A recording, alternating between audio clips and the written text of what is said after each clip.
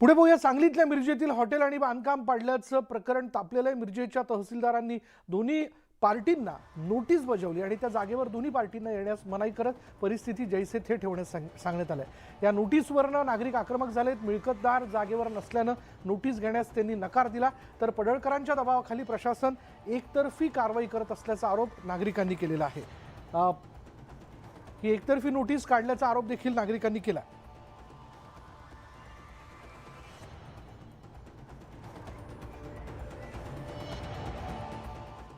आता घटना घडून किती तास झाले, त्याच्यामध्ये एकही पोलीस अधिकारी त्या गुन्हेगाराला शोधायला गेलेला नाही, त्या गुन्हेगाराला हुडकून काढत नाहीत। हे फक्त गुन्हेगाराला सोडून, चोराला सोडून संन्यासाला फाशी ह्याप्रमाणे ज्यांच्यावर अन्याय झाला आहे, जे आता मरा लागलेत, जे उघड्यावर पडलेत, जे बाळ मुलं रस्त्यावर उभा राहिलेत, अशांच्याच मागं लागलेत आणि जे आता घरदार दुरुस्त करायला लागलेत, व्यवसाय सुधारायचा प्रयत्न करायला लागलेत, अशांना सुद्धा हे पोलीस प्रशासन आणि भाजपचे शासन आडकाठी करायला लागलेत। आज तुम्ही बंद पुकारला तर काय ठरलेलं आहे, काय नियोजन?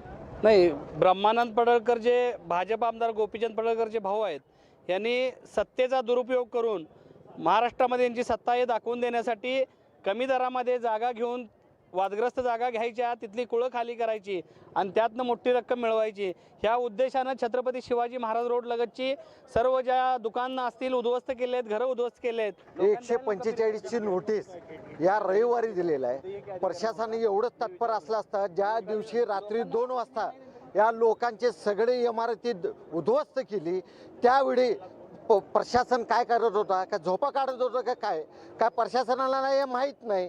काय प्रशासनाने हे काय सुपारी घेतले काय त्या लोकांना हे रिकामं करून देण्याचं? तुमची दादागिरी आम्ही तर खपवून घेणार नाही। आमच्या लोकांनी ज्यावेळेला दगडफेक केली त्यावेळेला ते लोक इथनं पळून गेलेत।